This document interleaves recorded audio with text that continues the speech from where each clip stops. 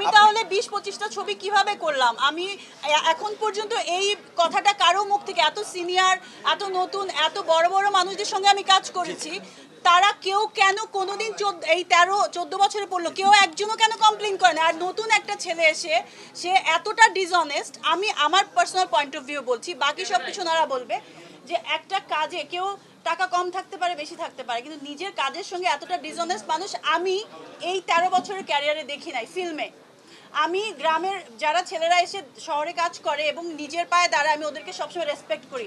আমি নিজে শহরে বড় হওয়া মানুষ, কিন্তু তারপরেও আমার সবসময় সিম্প্যাথিটা থাকে ওদের উপর, যে ছেলেমেয়েরা গ্রাম থেকে এসে উঠে আসে, নিজের চেষ্টায় নিজে কিছু করে।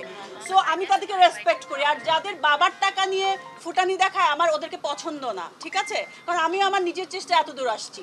সো আমি বলবো যে ও যদি এমন হতো, আমাকে অনেক কথা শুনিয়েছে যে আমি তো এরকম সাপোর্ট দিতে হবে, এটা আমি অনেক সাপোর্ট দিয়েছি। একদিন দুদিন এমন হয়েছে যে আপা আজকে পেমেন্ট না দিই, আজকে প্রোডাকশন খরচটা চালাচ্ছি, আমি বলছি ওকে নো প্রবলেম, পেমেন্টটা পরে দাও। সেই ছেলে যদি এখন এসে বলে আমার ফ্রেন্ডের মতো চ্যানেলে বসে ববি বলে, এমনি আপা বলে, তো ওর কনফিউজিং এক তো ক্যারেক্টার। তারপর হচ্ছে আরেকটা বিষয়, আমি এত কিছু বলতেই চাই না আসলে, একজনের এত ক্যারেক্টার নিয়ে আমি কথা বলতে চাই না, এটা আপনারা জাজ করবেন।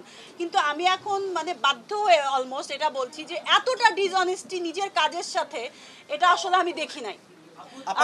স্ক্রিনেও যদি দেখতাম যে ঠিক আছে, সুন্দর করে কাজ করতেছে, সব কিছু ঠিক আছে, গান 1-1.5 মিনিটের এত সুন্দর গান, জাহিদ আকবরের লেখা, কোনালাপুর গাওয়া, আরও অনেক ভালো ভালো গান, নতুন মানুষের থেকে টাকা নিয়েও গান নেয়, আবার অন্যদের গান কেটে দেয়, আবার নতুন এমন একজনকে আর্টিস্ট না যেটা প্রডিউসার অ্যাকসেপ্ট করে না, তার থেকে পয়সা নিয়ে, এগুলো তো মানে প্রডিউসার থেকেই আমার কথাগুলো শোনা। আমি তো আর এটার পিছনে লেগে থাকি নাই, ছবিটা দেখে আমি হার্ট হয়েছি। এবং ডাবিংয়ের সময় আমাকে শুধু ডাবিংয়ের সিনগুলি দেখিয়েছে, যে পুরো ছবি দেখা যাবে না, পুরো ছবিটাও দেখায় নাই।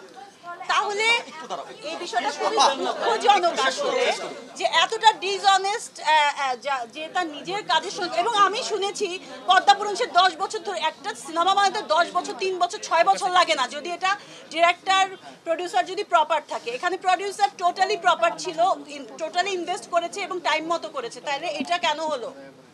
এবং আর্টিস্ট যাদের কিন্তু সবাই হেল্পফুল ছিল, সাপোর্টিভ ছিল। এখন যদি আমার দোষ দেয়, আমাকে বলে প্রডিউসারের দোষ, তারা টাইমলি পয়সা দেয় নাই। প্রডিউসারকে বলে আমাকে ডেট নিয়েছে 15 থেকে 17 দিন, আমার শ্যুট হয়েছে 6 দিন। কেন 6 দিন? আমার যতটুকু ফুটেজ, আরও ফুটেজ কেটেছে, সেটা 6 দিনের শ্যুট, তাহলে আমি কিভাবে টাইমলি না এসে এতগুলো শ্যুট করলাম?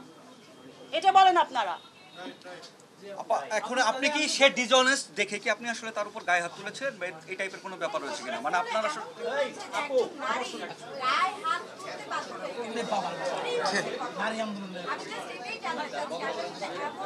দেখো, আমি নারী আন্দোলন আর ফেমিনিস্ট এইসব নিয়ে না, সবাই মিলেই হচ্ছে একটা শক্তি, নারী পুরুষ সবাই দরকার সব জায়গায়।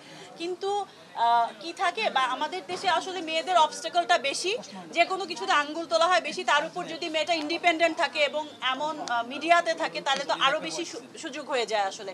এই বিষয়টাই ভাবো, তুমি বারবার বলছো যে এমন কি হয়েছিল, কি হয়েছিল, তো কিছু না কিছু অবশ্যই হয়েছিল ওইখানে, কিন্তু যেরকম করে লেখা আসছে বা কিছু, আমি এতগুলো কথা বললাম, এগুলোই কিছু না কিছু যেগুলো ফ্ল্যাশ হয়েছে, যে আমার নাম দিয়েও বারবার টাকা নিয়েছে, ওয়ারেজ আমি ফুল পেমেন্টই পাইনি। আমার নাম দিয়ে বলেছে যে ও আইটেম গান করতে চাচ্ছে না, আপা আইটেম গান করবেন, আমি কেন করব না? আমি যদি এই ক্যারেক্টারে আইটেম গান ডিমান্ড করি, আমি কেন করব না? তাহলে তো আমি প্রফেশনাল আর্টিস্ট মানে কিভাবে হলাম? এবং এতগুলো ছবি শেষ করলাম কি করে? কোনোদিন কি আমার নামে কখনো এরকম কেউ কমপ্লেন করেছে? বা কোনো দিনও? তো ওর কমপ্লেনটা কেন মানে এখন ভ্যালিড হবে, বা এটা প্রমাণের পরও, এত কিছু জানার পরেও আসলে? ওর যে সেকেন্ড ছবি, এটা ফার্স্ট ছবিতে কি হয়েছিল সেটাও তো অনেকে অনেকভাবেই জানে আসলে।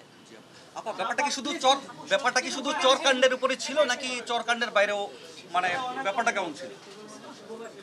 চরকাণ্ডের বাইরে কিছু হওয়ার তো কথাই না, আমি এতটা নিচে তো নামতে পারবো না, এবং এতটা মানে নোংরা, এত চিপনেসের মধ্যে আমি আসলে যেতে চাই না। আমার যতটুকু বলার আমি সব কিছুই বলেছি আমার মনে হয়, এবং ওনারা চলে আসছেন, ওনারা এসে বাকিটা বলছেন। 1 মিনিট লাগবে, উঠছে। হ্যাঁ, কি আচ্ছা, ও কি বলছিল ওইখান থেকে কি যেন জায়গার কথা কে বলছিল? ও আচ্ছা, আমাকে প্রোডিউসার থেকে বলছেন, প্রোডিউসার লেভেল থেকে, এবং কেউ কেউ বলছেন যে এটা টাকাটা ইয়ে করে ওইখান থেকে। এটাও কি, এগুলোও কিন্তু আমি এই কিছু সময় আগেই জানা, আসলে আমি এত কিছু জানিই না। আমি একটু বলি, বুঝতে পেরেছি তার যথেষ্ট ডিসঅনেস্টি আছে, আপনি একদম নায়িকা হিসেবে মূল্যায়ন করতে পারেন, তার যথেষ্ট ভুল হয়েছে, আমরা বুঝতে পেরেছি আপনার। না, কিন্তু আমার নাম ভেঙে ভেঙে আরেকজনের থেকে টাকা নিয়ে ইয়ে করবে যে সিনেমার জন্য আমি এক্সট্রা ইয়ে দিচ্ছি, আমি শুট করতে এক্সট্রা পেমেন্ট নিচ্ছি পেমেন্টের বাইরেও, এটা তো আনইথিক আর আনপ্রফেশনাল একটা কথা, সেটা তো আমার সঙ্গে কখনোই যায় না। আমরা দুইটা জায়গায় বিবেচনা করি, একটা হচ্ছে প্রথমত তার যথেষ্ট ভুল হয়েছে, সে আপনার নাম বলে সে টাকা নিয়েছে বিভিন্ন জায়গায়, এবং এখনো সে ভুলভাল কথা চলছে। একটা কথা, উনি শাক দিয়ে না মাছ ঢাকা যায় না। উনি এত বড় একটা প্রবলেম ক্রিয়েট করেছে এবং এত বড় ডিসঅনেস্টি দেখিয়েছে, তার মধ্যে উনি তো এটা ঢাকতে পারবেন না। শুধু ববির নাম বলে বলে, ববিকে এখানে ইয়ে করে, নতুন প্রোডাকশন দেখে ববিকে ইউজ করে, ববি এটা করেছে, ববি এটা করেছে, এটা করেছে, এটা দিয়ে উনি ঢাকতে পারবেন না। উনি ঢাকতে পারতেন, আমার মানে আমাকে এখানে মিস ইউজ করে আমার নামে বদনাম করেও ঢাকতে পারতেন, যদি সিনেমাটা প্রপারলি বানাতেন। তারপরেও হতো যে আচ্ছা উনি ডিরেক্টর হিসেবে কাজটা ঠিক তাহলে কি করেছেন। আপনি মামলা যাবেন রাশিদ খানের নামে? না না, আমি যাব না, বাট প্রোডাকশন মানে প্রোডিউসার যাবেন, আমি যতদূর শুনেছি।